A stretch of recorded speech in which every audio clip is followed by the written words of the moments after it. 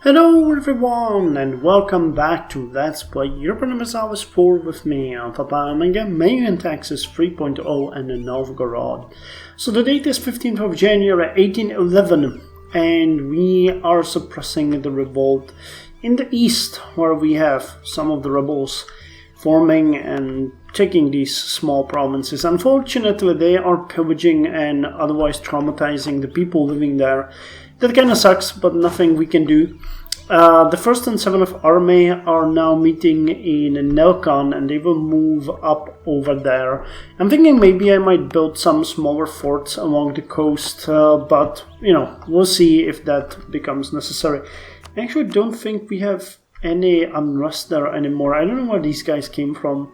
I think, yeah, they're an angry mob, but nah, it's weird.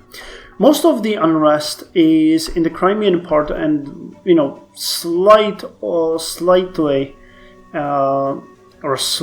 of it is in the area of provinces that we stole from Lithuania. But the situation there is coming to a nice standstill.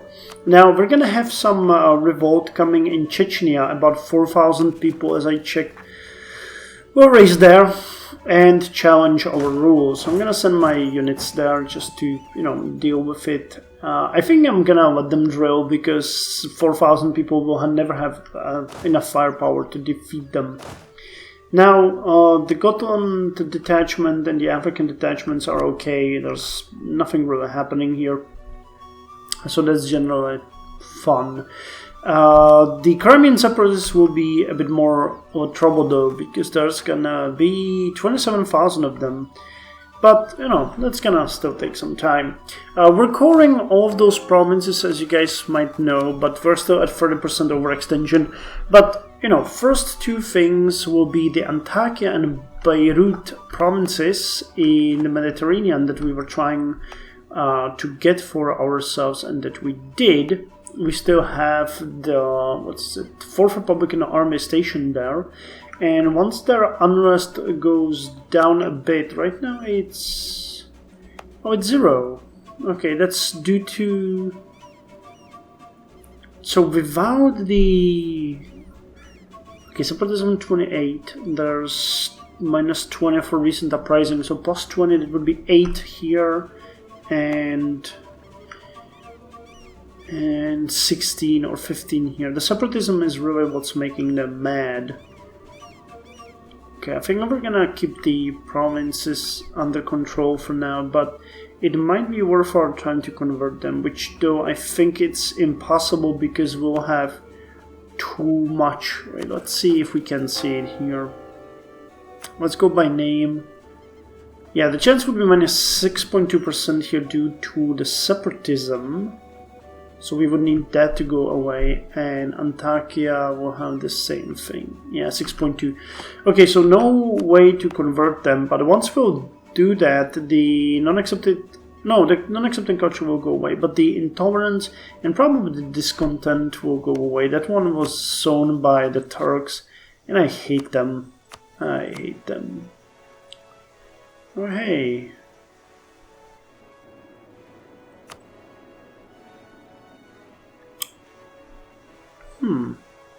Okay, well, whatever. So we got that settled, and I think I'm just gonna send off my diplomats for now. I'm gonna keep one, because remember, we're still after Derbent, but that truce is still there. I'm monitoring it. So when that one goes away, we're gonna attack them and then annex Shirvan as was planned originally. And by the way, once we get Chechnya Accord, there's gonna be a fort being built here, and same in Afileti, and well, Ossetia actually has that kind of fort, so that's not a problem. But we want to keep that on the table, and I tapped out of the game. Hopefully you guys don't see that. Cool. So let's send out the diplomats, and we'll just be okay, own subject countries and allies. That's the one that we need to take care of. Well, we actually got the Circassian rebels revolt on us. I was not expecting that. So I'll raise the fort in Matracha, and we have a fort raised in Abyssinia, so they won't be able to do any damage. And I'll send the first Republican army to deal with them, because, well, I mean, we have the first Republican army here ready to, you know, go, but we might have the Vainak separatists come at us anytime soon as well. So I don't want that to happen. Yep, you had no effect because you had no effect. I'm looking forward to the steam frigates, honestly. That's gonna be a nice thing, and I wonder what they've done with them in this version. Oh, it's the angry mob in Chukotka. Okay, I thought it was these guys. So Mstisov the 9th Tolstoy, is that our ruler? Yeah, he is. He's decimating the enemy army. He's actually really good. And I think they did have a leader, but he's way better. Okay. So let's send him against these guys. Game, did you freeze on me? No, you didn't. Okay. Something just happened there. No idea what, but it just... Oh! Okay, so the other uprising happened as well. We're just going to defeat that too. Alexei Yeletsky is dealing with it. Yeah, they don't have a good leader. Poor Chechens. I mean, I can respect their dedication, but they're not gonna do much. Okay, so we gotcha. You can draw now. We're gonna defeat you guys, and then we're gonna draw as well. Cool. Yeah, they're... Well, we're exchanging fire with them, so every single casualty we get is just painful for us, but...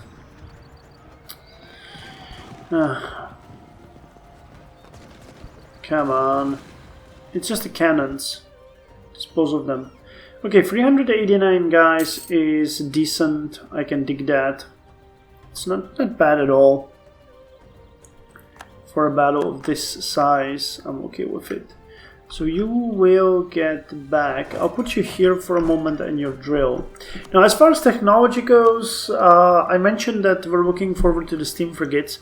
The military technology, we're not gonna go there for a while because we need the professional officers and the institution of service next. Because I want to finish the standing army ideas. And the last... Oh wow! It's actually a huge jump. We got this one at 50 and the last one is at 56. So that's not 4 but 6. I don't actually think we're gonna get there, but if we did, the Grand Army is what we're gonna go for because we need that. We need that. Okay, so now you guys can drill. First Army. Oh wait, I didn't send you there. Hey! And Mstisov the 9th Tolstoy. Improve this skill. Okay, you need to recapture this whole territory. An African detachment, and you guys have no leader, but that's fine. Crimean separatists. Well, I'm looking forward to you coming up and screwing up my day. So I'm gonna raise these forts just in case you surprise me and do something. Or do some sort of damage. Because I don't otherwise expect you to do much. 27,000. Yeah, if they raise anywhere here, we're gonna be in a lot of trouble. So let's send you guys over here to Dnieper. Let's send you guys here to Shetkala. Actually to Circassia, it's gonna be better, more strategic. Our temporary force is about to attack Gidin Angry Mob, but we can now take the standing army idea called Professional Officers, so let's do that. Bonus effect, Euro Army Tradition plus 0.5 and Euro Army Tradition DK minus 0.5, which you know will help us.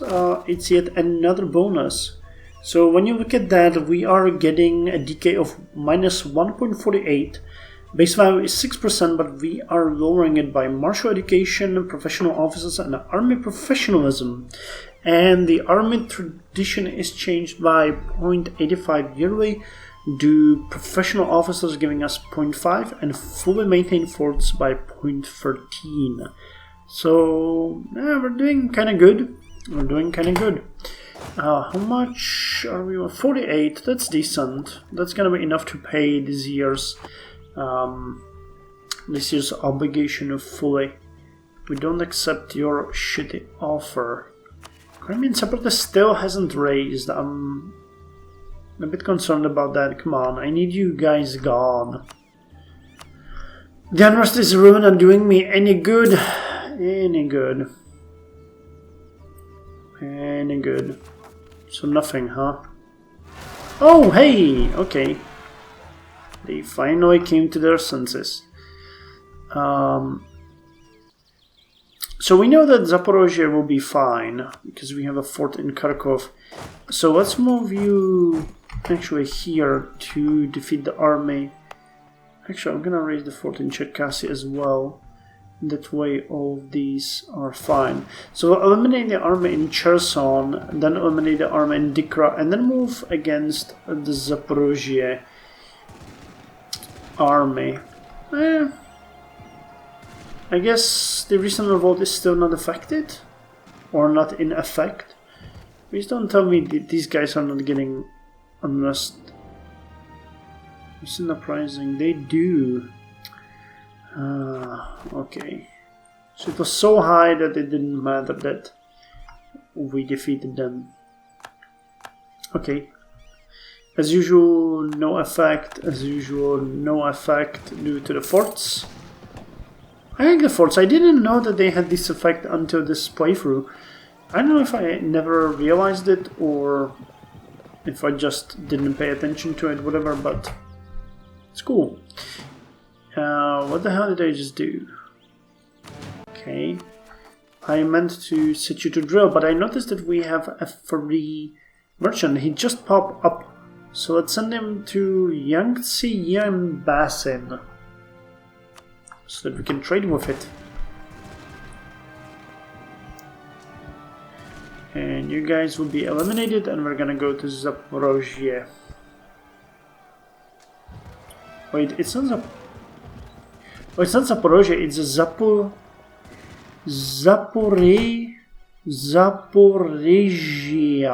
Zaporizhia. Oh. Huh. I guess Zaporozhye is somewhere else. So you guys are going to turn back, won't you? In the meantime, you guys will be eliminated fully. Yep, you're converting back. And once we defeat you, you will convert back as well. This is bad. What kind of rebels will raise here? Shitkala and Alania.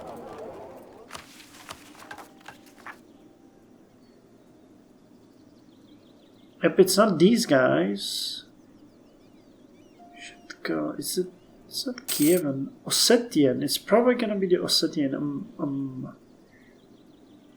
No, that's Ossetia.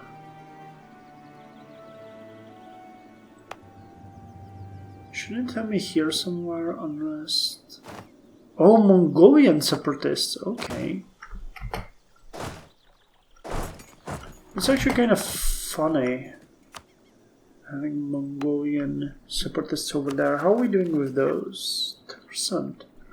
Ah, they raised recently, so that's fine. It's 4th of July, or 5th of July, 1812, and we have court Antakya. Antakya is now our core with an unrest of minus 14.5. So after the uprising is done and the frontier troops are removed, we are looking at an unrest of about 10, which will drop by 0.5 every year. We already have a decent garrison here, so there's actually no point in building it further, and there's no way we can influence it. I think the next uprising will be in a couple of years, so we're looking at, say, 8, and in tower, the discontent went... No, the discontent is still there, so we might be looking at something like 6. And here in Beirut, we have -7. If the discontent goes away, that's gonna be -11. So about 9, and in a couple of years about 8. So these will be a fairly decent provinces. They're already fairly well cored, and I think that they're giving us, quite a lot here. So I am happy with that. I am definitely happy. I'll keep the army here for now because we might need it, and I'll create the cores here that are necessary that might help further. The poor communication is not bad enough. Well, actually it is. It's gonna go over. But it's a separatism. Without the separatism, we are looking at something like 60% autonomy, and that is decent. I can dig that. There's 193,000 people living here, so the province is fairly valuable for us. I'm not gonna lie, it is valuable, but it has no fort, while Beirut has a fort. So I think what we should do here is invest into building an actual fortress here, because it's an independent province, and I'd really like to keep it for the future. Now, as far as Beirut goes, Beirut is slightly bigger, if I'm not mistaken. Yes, it is 283,000 people. The autonomy there is about the same as in Antakya, which makes sense because it covers the same provinces, and we have a fortress here already. So the coring will be done actually very soon, in less than a month, and then we can just, while we'll have these provinces with the fortress, we can send you guys home, because I don't think there's gonna be army big enough spawning here to even do anything. It wouldn't be the Kievan. What kind of rebels would be here? Mongolian reactionary warlord is spawning again. Damascus separatists, we don't even see them there, because, well, that's definitely because we have a zero unrest in all of the provinces. Now, we have eliminated all of the forces here, so I'm just sending my army to recapture all of these provinces.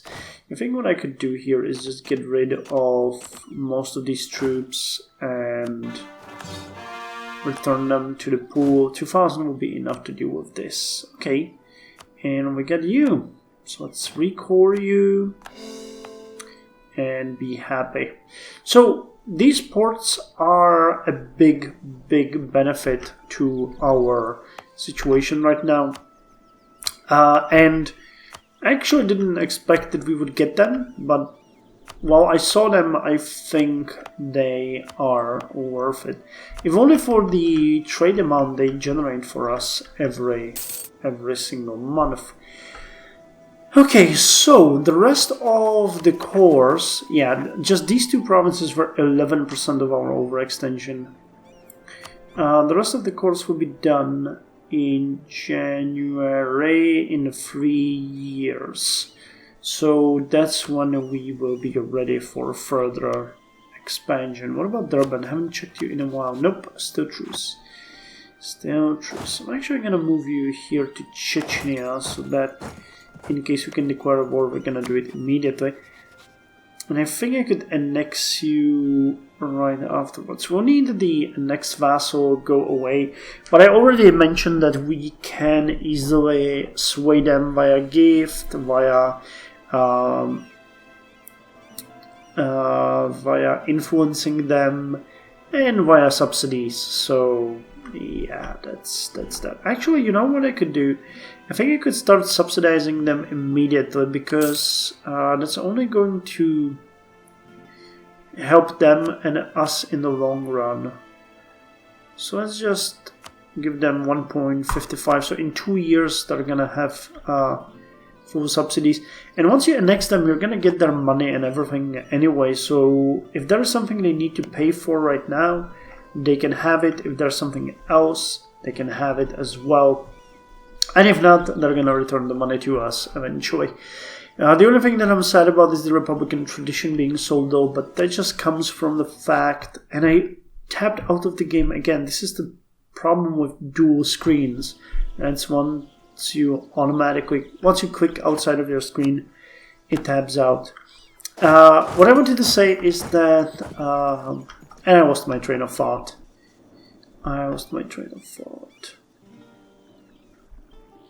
Never mind that. Anyway, I'm gonna do one more skip and then we're gonna call this episode a day. So I was thinking about what I want to do for now, and I came up with a couple of things. First of all, I invested heavily in Ochota again, because you guys know I want to build this a port like they had in Vladivostok. We're about 30 years before Vladivostok was even founded, but Ochota is already starting to be a fairly decent city with a positive natural change, which makes me happy. We need a province in the Far East that we can deal with. So I invested heavily in irrigation, in farming, in industry, in fishery, in forestry, and like that. And then I decided I'm gonna revive my original plan that was to make Samar an actually good province as well. Because when you look at the province, it has a decent enough population and it has a positive natural change. So I threw about 800 gold at it as well. Again, mostly farming, forestry, fishery, some commercial and some industry. So we're gonna see if things come about for Samar. It might be wasted money, but we're not using them anyway, so why not develop these provinces? Because when you look at it, we get a really nice amount of developed province in the west. Then there's nothing here where Samar is. Then you got the Orkhon province here, and then all the way in the back you got Ochota here. So it might be kind of good to have Samar and Ochota a bit more developed by the time we're ending the game. Okay, I can get an metropolitan guy here. Wow, that really is weird. We have no advisors at this point. Let's get you for the... No, actually that's the best guy, but just +1. Well, we can switch him later on for someone else. At least we're gonna save a bit of money. As far as military goes, we are fine. We are very close to taking all of the provinces under our control again. There's no major unrest happening or uprisings, and the unrest is fairly limited to the territories where we have our main armies. So things are looking pretty good for us at this point. Now, as far as Navy goes, we are at a good place as well. You can see that the amount of resources we're getting is not good enough, but it's good. And in case we get into any trouble, we can always just get our ships back in port. Now, as far as trade goes, you know that we control many provinces, which is awesome. Or not provinces, the trade zones. So things are good for Novgorod. I'm kind of happy. And can we see the great powers? We're actually 5th most powerful in the world. That is really nice. Spain is #1. Really? The rating of development divided by the current technology cost. Okay. Development 3,873. We have about 2,260. Wow. I don't think I've ever seen Spain be this developed. But truth be told, they got a bunch of good provinces and probably they own a lot of territories, and they got these two, which is wow. Castilian and Bolivia. These are really good. Anything else that's... Well, and they got quite a lot of you know, there are Texas, Florida, New Caledonia, Castilla, Mexico. They even got Spanish subarctic islands. Dang it, that's decent. Okay, but anyway, that's all for now. I'll see you in the next episode where we are going to continue with this. And did I check the band? I think I did, but let's do it again. Yeah, I did. Okay, next time, Durband. Next time we're coming for you.